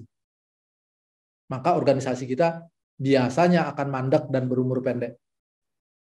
Kalau Telkom, kalau bangkrut sih mungkin enggak, gitu. Tapi kalau kompetisinya udah di mana-mana, yang memberikan inovasi selalu dari tim sebelah gitu, tim kita kok nggak pernah memberikan inovasi, yang memberikan inovasi kok dari tim sebelah. Evaluasi kepemimpinan kita, kepemimpinan Bapak Ibu. Mungkin salah satu dari 10 variabel tadi ada yang terlewat atau ada yang gagal kita terapkan dengan baik. Bapak Ibu, karena tadi udah diingatkan, yang percepat ini adalah bisa dibilang Niki adalah ujungnya, ini adalah hal yang utama yang menjadi kesimpulan dari kepemimpinan Dharma kita. Mahatma Gandhi itu menyatakan cara terbaik untuk menemukan dirimu sendiri adalah dengan kehilangan dirimu dalam melayani orang lain. Kepemimpinan itu pelayanan tuh. Gambar sendal yang di singgasana itu kembali dimunculkan bahwa kita semakin tinggi kualitas kepemimpinan kita, semakin berorientasi pada pelayanan. Siapa yang kita layani Bapak Ibu? Kalau tiang di PHDI, karena yang sekali lagi tadi disebutkan sebagai sekretaris umum PHDI, maka yang atas itu adalah PHDI. Yang paling depan itu, yang paling ujung, paling utama itu adalah umat. Berikutnya baru organisasi kita di mana saya mengabdi, yaitu PHDI. berikutnya baru saya. Jadi saya itu, me itu, saya itu sesuatu yang kecil, dot yang hampir tidak ada, sebuah titik noktah yang kecil sekali. Yang lebih gede dari saya adalah organisasi, yang paling gede adalah umat. Saya tidak ada apa-apanya dibanding yang di kanan itu. Gitu. Bapak Ibu, kalau kita di organisasi, Bapak Ibu sebagai leader di Telkom, apa yang utama? Ya nasabah lah. Mereka yang memberikan kita hidup kok. Tanpa nasabah apa artinya kita? Meskipun BUMN satu-satunya bisa kadang-kadang bisa menguasai pasar, monopoli zaman dulu gitu, tapi tetap yang utama adalah nasabah. Apalagi zaman sekarang saingannya sudah banyak. Yang paling depan adalah nasabah. Tarik ke sini baru perusahaan kita, tarik ke sini baru saya gitu. Jadi saya itu adalah sesuatu yang paling kecil. Karena tadi itu konsep pelayanan itu, saya ada di sini untuk melayani, bukan untuk apa-apa. Melayani siapa? Melayani organisasi saya, melayani umat saya, melayani nasabah saya. Nah, Bapak Ibu, niki sebagai slide yang terakhir, pada akhirnya Bapak Ibu, Bhagavad Gita tadi mengatakan apa saja yang dilakukan oleh orang besar itu adalah akan diikuti oleh orang lain. Apa saja yang dia buktikan, dunia mengikutinya. Jadi yang terpenting dari keseluruhan kepemimpinan itu adalah role model. Kitalah yang harus menjadi contoh, harus menjadi teladan dari kebaikan-kebaikan, dari 10 prinsip kepemimpinan berlandaskan Dharma yang tadi kita bahas. Karena tanpa itu, seberapapun kita berbicara, seberapapun kita sudah memberikan teori, tiap pagi sudah memotivasi tim, tiap pagi dikumpulin nih timnya nih, teman-teman kita harus begini, tidak marah, tapi siangnya marah gitu. Nah, itu kita akan kehilangan kesempatan untuk membangun tim yang solid. Bapak Ibu, kira-kira Nike yang bisa sampaikan, bisa sharing yang ini. Satu hal Bapak Ibu sebagai penutup, untuk di zaman ini tantangan kita besar sekali, apalagi seperti Tiang ini hidupnya di Jakarta gitu ya, udah macet, jarak rumah jauh, tantangan kita besar sekali. Tetapi Bapak Ibu, karena ada tantangan itu rasanya sangat-sangat tidak mungkin, sangat-sangat berat, mustahil untuk membawa spiritualitas ke dalam kehidupan kita. Orang ini dunianya isinya dunia material. Kita bertarung setiap hari dengan dunia hal-hal material, persaingan bisnis dengan tim yang berbagai macam karakter di tengah jalan macet dan lain sebagainya dan seterusnya. Rasanya sangat sulit untuk membawa spiritual dalam kehidupan kita. Tapi saya membuktikan, Bapak Ibu, saya mencoba gitu. Melalui latihan-latihan meditasi, latihan yoga, melakukan itu tadi game changersnya adalah melakukan doa membawa Tuhan dalam setiap langkah yang kita lalui. Itu game changersnya. Kalau kita bisa melakukan itu, untuk menjadi seorang spiritualis di zaman ini, kita tidak harus pergi ke hutan, tidak harus meditasi di tengah hutan gitu ya. Bahkan di tengah gedung-gedung tinggi di Jakarta pun kita bisa melakukan membawa spiritual. Dengan apa? Dengan itu tadi. Membawa doa itu, memulai dengan doa itu, dan membawa kesadaran itu, meminta kesadaran itu agar diberikan sinar suci pada budi kita, kemudian membawa itu dalam setiap langkah kehidupan kita. Rasanya sangat mungkin. Sesuatu yang rasanya sebelumnya sangat tidak mungkin, tiba-tiba menjadi bayangannya kok rasanya bisa gitu. Apakah sudah bisa? Belum. Kita semuanya sedang berproses, sedang berusaha ke situ. Apakah bisa 10%, 20%, 30%, 40%, itu adalah proses. Tetapi yang sangat-sangat meyakini bahwa kita bisa membawa dharma, membawa spiritual itu dalam kepemimpinan modern kita. Sangat mungkin. Sangat possible. Demikian Bapak Ibu yang bisa tiang sharing siang ini. Matur sukseme. Kalau ada yang perlu kita diskusikan Raris, sekali lagi tiang tidak dalam posisi menggarami lautan, ngajain bebek ngelangi gitu nggih. Kita sharing-sharing ke manten. Semoga Bapak Ibu juga nanti memberikan masukan-masukan untuk memperkaya khasanah pemahaman kita terhadap kepemimpinan yang berlandaskan dharma. Karena sekali lagi dharma memang harus kita bawa dalam seluruh proses kehidupan kita. Terutama yang kita bahas hari ini ketika kita menjadi seorang pemimpin. Karena sekali lagi semakin tinggi posisi kita, semakin luas ladang yang kita miliki, semakin luas ladang karma kita, semakin banyak kehidupan yang bisa kita pengaruhi. Semoga Bapak Ibu yang menjabat, yang menjadi pemimpin di organisasi, di Telkom, bisa mengemban kepemimpinannya itu untuk memberikan manfaat sebesar-besarnya kepada timnya maupun kepada organisasinya. Karena itu adalah esensi kepemimpinan yang sebenar-benarnya. Yang kirang nike, yang tutup dengan para santi, Om, Santi, Santi, Santi, Om. Yang kembali ke moderator, nggih. Enggih, Suksumo Dahat atas pencerahannya dan sangat banyak poin-poin yang bisa kita ambil ya. Baik, kita lanjutkan sesi selanjutnya yaitu sesi tanya jawab. Silahkan Bapak Ibu rekan-rekan yang punya pertanyaan bisa langsung kolom chat atau langsung bisa ditanyakan langsung gitu ya. Mungkin ada Bapak Ibu, kami persilahkan. Oke, ini ada pertanyaan, ada 3 pertanyaan ya dari Arya Teguh ya. Arya Teguh mungkin bisa langsung ditanyakan saja ya, mungkin karena ini tidak banyak yang ditanyakannya. Bisa langsung ditanyakan, silahkan Pak Arya atau Bli Arya nih. Oke, terima kasih Pak atas waktunya. Mungkin ada 3 pertanyaan Pak ya. Yang pertama, apakah perlu kita sebagai pemimpin menuangkan rasa kekecewaan dengan tim jika apa yang mesti dicapai belum bisa diraih, dan bagaimana cara penyampaiannya Pak, berdasarkan data? Nah, terus yang kedua, apa dasar kita mempercayai yang namanya karma yang dibawa manusia ke dunia, agar bisa memahami bahwa sudah manusia itu sudah diberikan porsi dalam menjalankan kehidupan.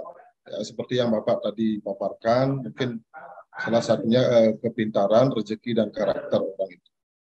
Nah, terus yang ketiga Pak, yang terakhir, tidak semua bisa menerima dan memahami bahwa manusia itu tidak bisa lepas dari kesalahan. Manusiawi jika manusia melakukan kesalahan, karena dengan kesalahan manusia akan belajar tentang sesuatu yang lebih baik. Bagaimana menurut Bapak jika kesalahan yang dilakukan hanya itu aja Pak, tanpa melakukan kesalahan baru lagi? Ya, mungkin itu aja Pak, terima kasih. Baik, terima kasih. Ini karena pertanyaannya ada 3, mungkin langsung aja biar nggak kelupaan nanti. Silakan Pak.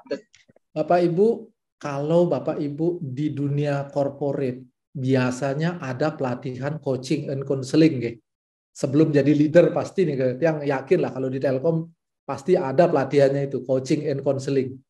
Coaching counseling itu adalah sesi kita untuk menyampaikan di mana kekurangan masing-masing. Jadi tidak ada salahnya kita untuk menyampaikan kekurangan tim. Justru evaluasinya justru harus sangat terbuka. Di sesi coaching and counseling itu kan kita sampaikan nih, ini target kita. Kita baru sampai di sini. Ini yang harus kamu kerjakan, kamu baru mengerjakan ini. Antara target dengan hasilnya kita sandingkan itu di sesi coaching and counseling itu. Jadi tidak ada masalah, bahkan harus Bapak harus menyampaikan kekecewaan kita, karena ya pasti kecewa lah ya. Pilihan diksinya yang perlu dipilih. Jadi kalau saya biasanya melakukan coaching itu, karena sekali lagi saya sebagai orang HC ya yang bahkan memberikan training coaching and counseling, yang pertama dilakukan adalah memahami dulu posisi dia. Terima kasih ya, saya tahu kamu sudah berjuang sangat keras gitu. Tapi target kita ini yang kamu capai baru segini. Cara yang kita lakukan ini harusnya, cara yang kamu tempuh itu. Nah, itu harus kita buka tuh semuanya, baru kita diskusikan secara terbuka. Tidak harus menyatakan bahwa saya kecewa. Tapi cukup menyatakan bahwa target kita itu yang kamu capai baru segini. Dan coaching itu kan juga bertingkat tuh. Menyambung ke pertanyaan berikutnya. Bagaimana kalau kesalahannya itu saja? Biasanya kita dengan tim, Bapak Ibu, yang dihindari adalah kemarahan, caci maki. Tadi itu, karena dalam kepemimpinan Dharma itu ada kesucian kan? Pengendalian diri, pengendalian mulut, pengendalian pikiran, perkataan, perbuatan. Yang dihindari adalah ungkapan-ungkapan yang dilatari kemarahan. Ungkapan-ungkapan yang menggunakan diksi-diksi kebencian atau kata-kata kotor. Ya, itu yang dihindari. Tapi evaluasinya ya jalan, namanya kita organisasi. Dan itu tidak menyimpang.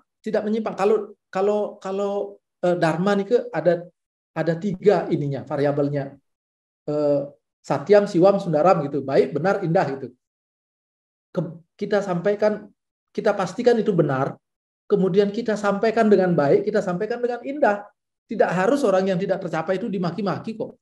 Sampaikan dengan baik, kita kasih saran, besok gagal lagi atau besok melakukan kesalahan yang sama, biasanya kita akan bilang begini, Bapak, ini adalah teguran yang kedua. Apa alasan Anda tetap melakukan ini? Kalau dia memang less qualified, memang tidak memiliki kualifikasi, itu kalau di kuadran orang antara mampu dengan mau itu, dia ada di kayu bakar itu, yang kolom paling bawah itu udah tidak mampu, tidak mau juga gitu. Itu udah tidak ada obatnya itu. Kalau yang begitu kita kasih milestones-nya, kita kasih tangganya ke depan.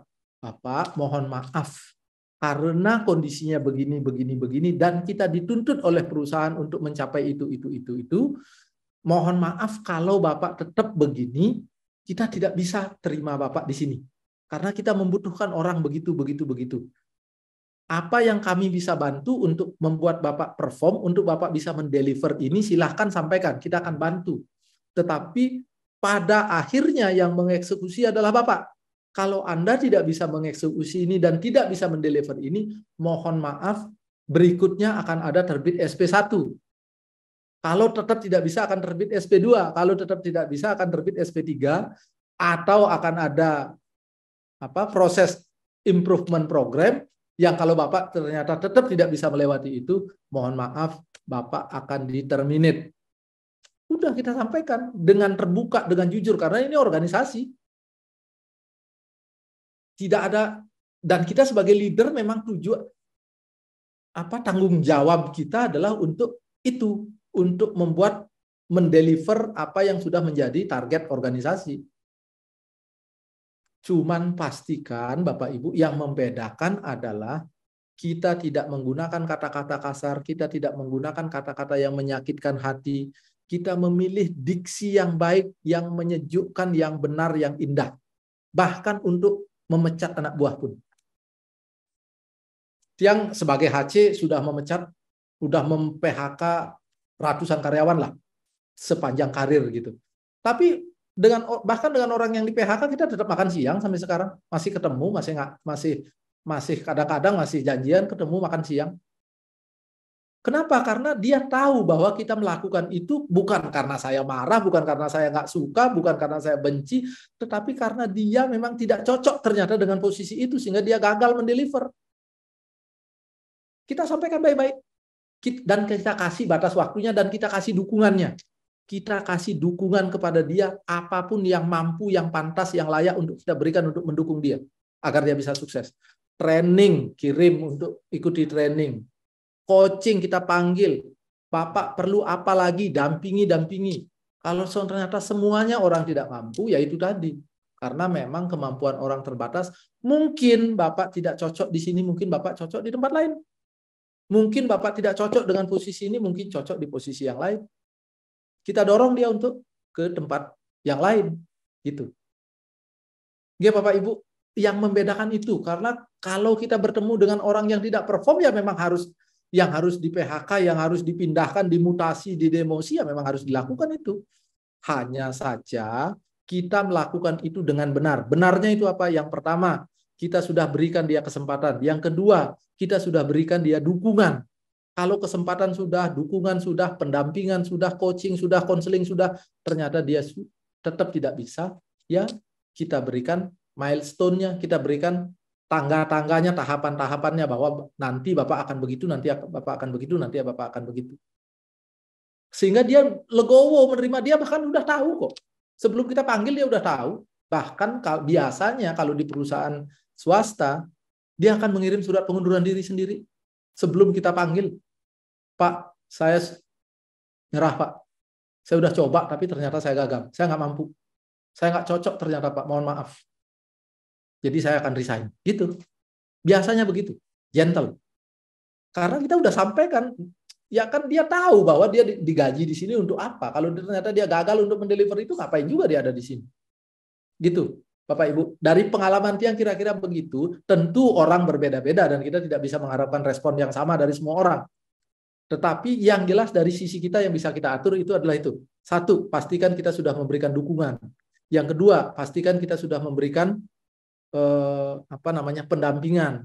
Kita sudah memberikan waktu juga.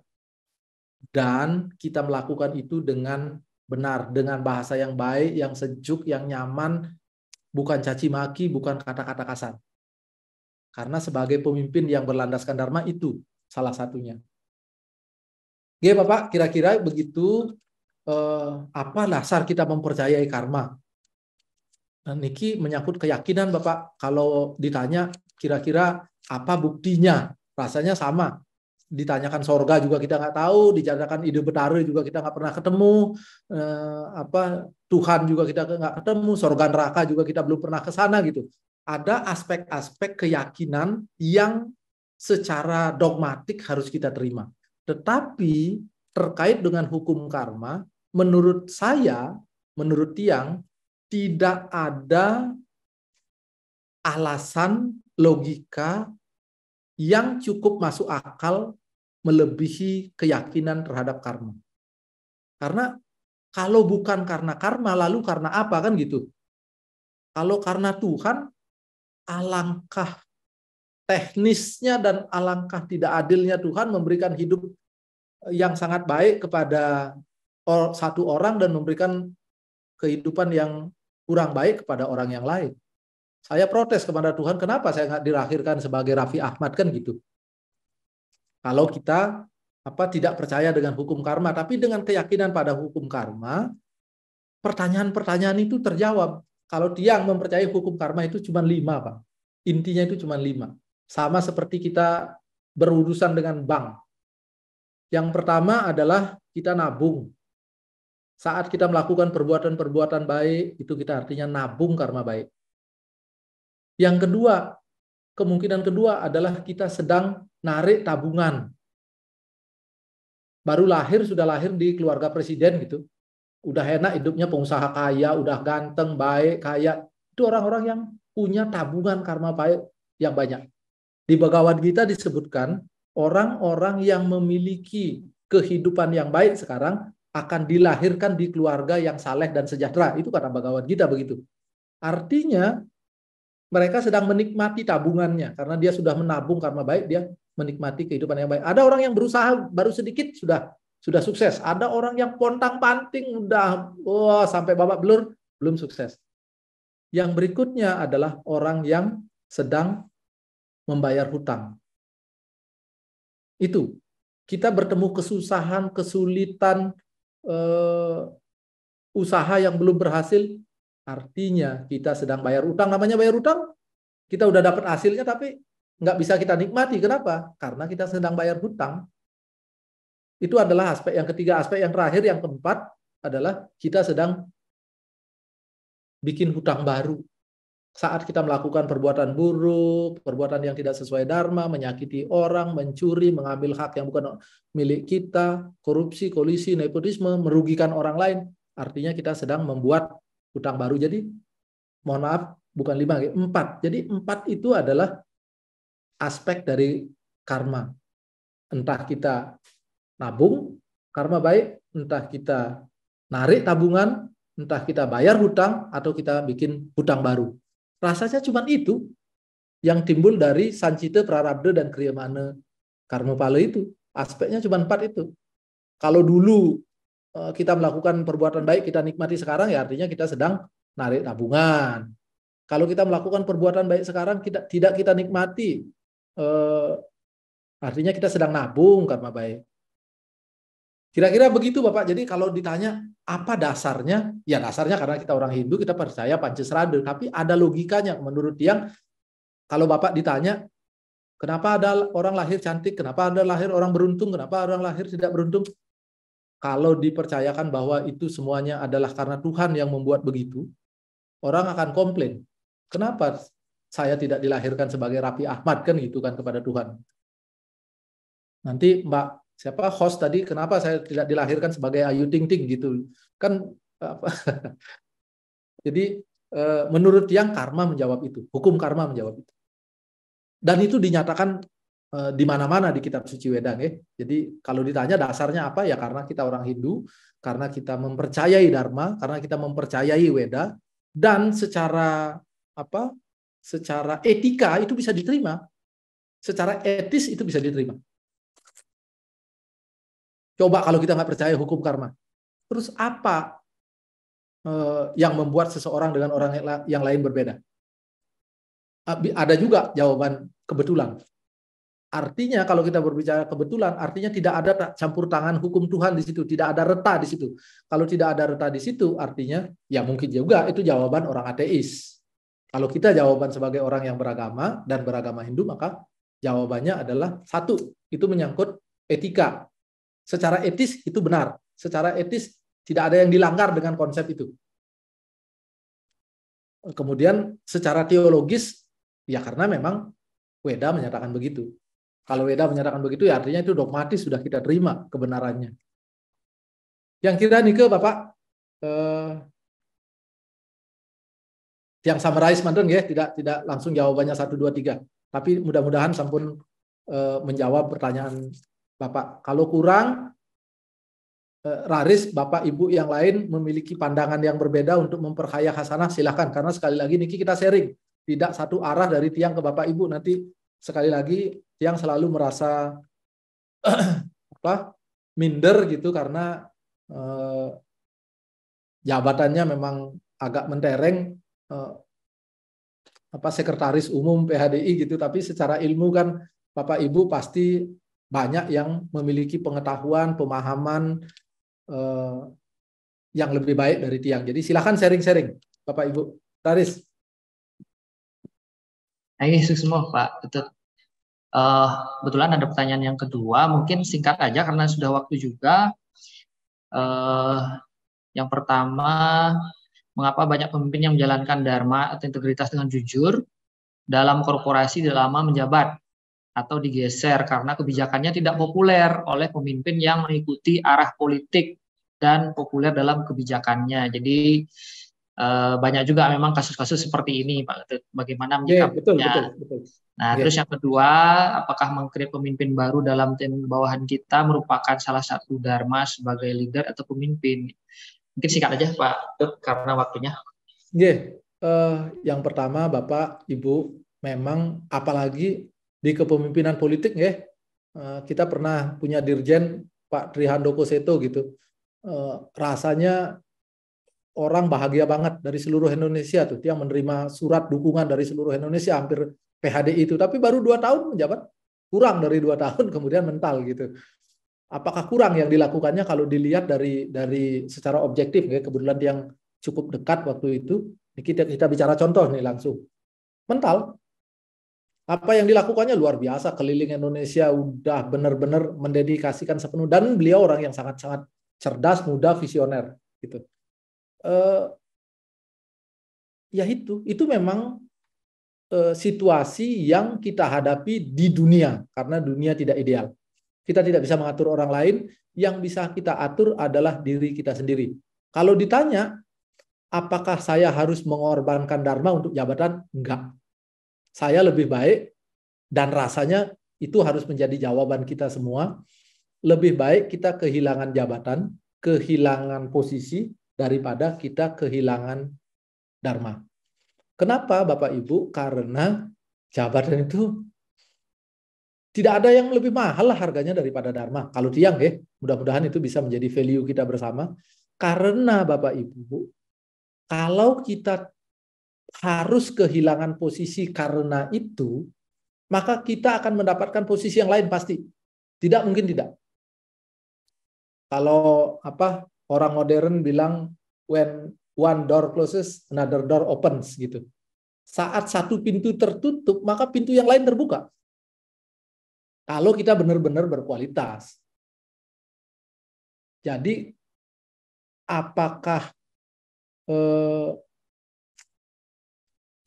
dharma ini akan selalu melindungi kita, seperti kata itu, dharma raksati raksita, itu dalam konteks bahwa kalau kita melakukan hal benar, kita pasti tidak akan pernah digeser dari posisi kita. Enggak juga, namanya di dunia. Orang Yudhistira, betapa dharmanya Yudhistira itu namanya, sampai disebut Dharma Wangsa gitu kan, dibuang ke hutan, kehilangan kerajaannya selama 13 tahun. Kurang apa coba penderitaannya gitu. Tapi dia lebih baik kehilangan itu daripada dia hari pertama langsung mengobarkan perang gitu. Jadi Bapak Ibu, kenapa begitu? Ya karena kita di dunia. Karena dunia ini masih dipenuhi dengan ketidakadilan, ketidakbenaran, ketidakidealan. Itu adalah hal-hal yang kita hadapi sehari-hari dalam hidup kita. Jadi jangan berharap karena saya sudah melakukan hal benar, maka hidup saya tidak akan pernah celaka, saya tidak akan pernah kehilangan. Coba kita udah dharma banget, terus HP-nya ditinggal, gitu. Pasti hilang. Ya artinya dharma itu, kebenaran itu tidak melindungi kita dengan cara seperti yang kita pikirkan. Tapi bagaimanapun, menurut Tiang, kalau Tiang ditanya, lebih baik kita mengutamakan dharma daripada mengutamakan yang lain. Karena yang lain bisa mengikuti. Yang lain bisa mengikuti. Ini keyakinan ya. Dan Tiang berharap karena kita berbicara tentang kepemimpinan yang berlandaskan dharma, jangan sampai jabatan apalagi Bapak Ibu yang di luar Bali, dia nggak tahu kalau di BUMN, tapi kalau di PNS gitu, beberapa teman bercerita ditawarin jabatan kalau misalnya mau pindah keyakinan. Itu agak jamak, itu agak sering itu terjadi. Kita sering dengar ceritanya gitu. Nah, pilihannya di kita, dan itu kenapa itu terjadi ya karena ini dunia. Kita berhadapan dengan ketidakidealan, kita berhadapan dengan ketidaksempurnaan, kadang-kadang ketidakadilan dan ketidakbenaran juga. Tapi apakah kita harus mengorbankan dharma? Yang berharap Bapak Ibu Sinamian, kita semua berani memilih dengan sadar bahwa saya akan memilih yang benar, meskipun dengan ini saya harus kehilangan. Karena kehilangan itu bisa jadi hanya sementara. Tapi kalau kita kehilangan dharma, kita kehilangan keseluruhan dari hidup kita. Karena artinya 4 hal tadi, kita jadinya jangan-jangan kita menabung karma buruk gitu kan, yang akan kita harus bayar di kehidupan-kehidupan berikutnya.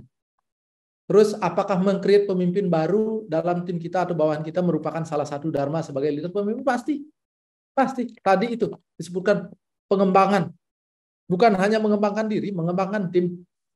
Bapak Ibu, salah satu tugas pemimpin adalah mencetak pemimpin baru. Saking kewajiban meneruskan kepemimpinan, Sri Krishna sampai menghidupkan Parikesit yang sudah mati. Bayangkan itu. Parikesit sudah mati di dalam kandungan Utari. Tapi Krishna Demi kelangsungan bangsa Berata, anak ini aku hidupkan gitu. Bayangkan. Artinya untuk mencetak generasi, mencetak pemimpin baru adalah kewajiban kita. Itu menjadi bagian integral dari kewajiban kita untuk mencetak pemimpin baru. Karena apa sih mencetak pemimpin baru itu, Bapak Ibu? Adalah meng-create, membesarkan, mendevelop, memampukan orang lain. Itu kan tadi esensi kepemimpinan memang itu. Tadi yang kita bahas dari 10 itu, memampukan, memberikan pengetahuan, memberikan memampukan tim kita, mendevelop mereka, mengembangkan mereka. Sehingga kalau mereka sudah dikembangkan, otomatis mereka akan mampu, siap, layak menjadi pemimpin pengganti kita berikutnya. Itu sudah, bahkan itu menjadi satu kewajiban utama dari seorang pemimpin. Dan kalau seorang pemimpin, seberapapun suksesnya dia, kalau dia gagal mengembangkan timnya, maka dia belum sukses menjadi seorang pemimpin. Bayangkan sekali lagi Bapak Ibu, sebagai pemimpin, ini mungkin pesan terakhir kepada Bapak Ibu, setiap bertemu tim, Bapak Ibu, ingatlah bahwa dalam setiap tim yang kita pimpin itu, satu, dia adalah makhluk spiritual. Di dalamnya ada Atman. Di dalamnya ada sesuatu yang suci. Itu yang pertama. Kemudian yang kedua, ingatlah bahwa setiap tim kita itu memiliki hidup sendiri, memiliki masa depan, memiliki keluarga, memiliki kehidupan yang harusnya kita bisa bantu untuk membahagiakan, untuk mensukseskan, untuk mengembangkan mereka. Itu adalah ladang karma. Nah, karena kita sekali lagi sebagai pemimpin yang berlandaskan dharma, bahasanya adalah itu adalah ladang karma yang tersedia di depan kita sebagai leader untuk kita tanami dengan kebaikan. Kebaikan itu apa? Dengan memberikan dia kesempatan, dengan memberikan dia kemampuan, dengan memberikan dia dukungan, sehingga dia mampu berkembang, sehingga dia mampu menjadi the next leader. Bayangkan kalau Bapak Ibu bisa meng-create timnya, sehingga timnya pagi-pagi bangun pagi, bisa bersiul-siul ke Merajan, sembahyang, dan dengan bahagia berangkat ke kantor karena dia akan ketemu dengan atasan yang sangat baik yang mendukung dia. Bayangkan betapa karmanya itu. Atau bayangkan posisi sebaliknya. Bayangkan Bapak Ibu sebagai leader punya anak buah, punya tim yang pagi-pagi baru bangun tidur sudah, aduh saya harus ke kantor ketemu dia lagi, stres, pusing, mahnya kambuh, makannya nggak enak. Karena kepemimpinan yang Bapak Ibu kembangkan di kantor. Penuh kemarahan, penuh suasana negatif, penuh intimidasi. Bayangkan, ada sekian orang yang begitu secara pribadi, dan itu akan menular ke anak istrinya. Kalau dia stres, otomatis anak istrinya ikut stres di rumah. Piring terbang, banting meja, marahin anak, marahin istri. Bayangkan, kalau kita gagal menjadi pemimpin yang baik, karmanya itu bisa begitu tuh. Berapa keluarga yang kita buat menderita gitu. Karena sekali lagi, itu berpengaruh kemana-mana. Di opposite, sebaliknya, kalau kita mampu menjadi pemimpin yang baik, kita mampu membahagiakan sekian banyak orang. Mudah-mudahan itu memotivasi Bapak Ibu untuk mengembangkan kepemimpinan yang berlandaskan dharma. Sehingga kita memiliki tim yang solid, tim yang bahagia, tim yang produktif. Apakah kemudian berarti kita tidak boleh memutasi tim atau memecat tim atau mem-PHK tim? Boleh. Kalau nggak mampu ya PHK lah. Karena itu juga membuat menderita yang lain kan. Kalau ada satu yang pincang, terlalu pincangnya gitu sehingga tim kita gagal terus ya kalau harus PHK, PHK. Kalau harus terminate, terminate. Kalau harus mutasi, mutasi. Tapi sekali lagi lakukan dengan baik, dengan benar, dengan indah. Satyam, Siwam, Sundaram. Yang kira nih ke Bapak matur suwun sekurang-kurangnya nih nunas geng rene sinampura yang kembalikan ke Pak Moderator. Nggih, sukses dahat Pak Ketut niki materinya sangat banyak tapi padat gitu ya. Yang juga dari tadi mendapatkan banyak-banyak poin lah gitu ya. Stukaro Suksumodahat, mohon maaf Bapak Ibu yang belum sempat bertanya, mungkin nanti di next sesinya kita datangkan lagi Pak Ketut nggih. Nggih, dados nggih. Mungkin demikian untuk sesi Danau Channel dan tanya jawab ini. Selanjutnya kami serahkan lagi ke pembawa acara, Nitya. Mohon maaf yang sebagai moderator kurang lebih yang tutup juga dengan Parama Santi Om Santi. Santi Om. Dimaafkan Beli Adi. Baik, itu dia tadi Bapak Ibu siraman rohani oleh Bapak Ketut Budiase selaku Sekretaris Umum PHDI yang dimoderatori juga oleh Bapak Made Adi. Sebelumnya sukses selalu nggih Pak Ketut. Semoga kita bisa bertemu lagi di binroh-binroh berikutnya. Nggih, matur suksema Nitya. Nggih. Baik Pak Ketut dan juga Bapak Ibu, kakak-kakak semeton Binroh Hindu Takom Group. Izin sebelum kita akhiri, kita akan mengadakan sesi foto bersama. Jadi untuk itu dimohon kepada Bapak Ibu dan juga kakak-kakak sekalian untuk membuka kameranya ya. Kameranya aja yang dibuka. Pengen tahu nih kita wajah-wajah cantik dan juga ganteng Bapak Ibu sekalian ya. Oke Bapak Ibu silakan dibuka kameranya. Kita akan ambil fotonya. Baik, panitia sudah siap? Ya. Oke, siap. Kalau Slide gitu, pertama. Yang slide pertama dulu ya. Senyum secantik dan seganteng mungkin ya. Tahan perutnya. Senyum manis. Kedua. Slide kedua. Ya, slide ketiga. Slide terakhir ya. Slide keempat. Oh, ada 4 ya. Baiklah. Ya. Baik, terima kasih sebelumnya Bapak Ibu. Izin saya mewakili tim Binroh Telkom Indonesia mengucapkan matur suksema banget Pak Ketut Budiase atas siraman rohani sore hari